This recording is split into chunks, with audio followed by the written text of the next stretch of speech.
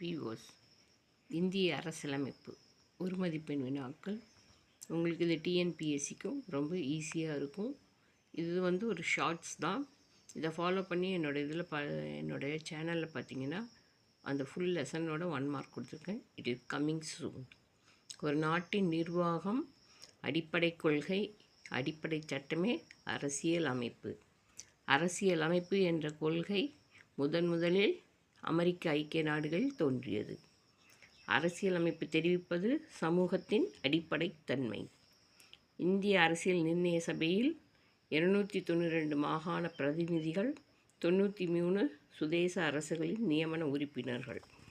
நிர்ணய சபையில் உறுப்பினர்கள் பலுசிஸ்தான் சார்பில் 1, மாகாண முதன்மை ஆணையர்கள் சார்பில் 3, மொத்தம் 389.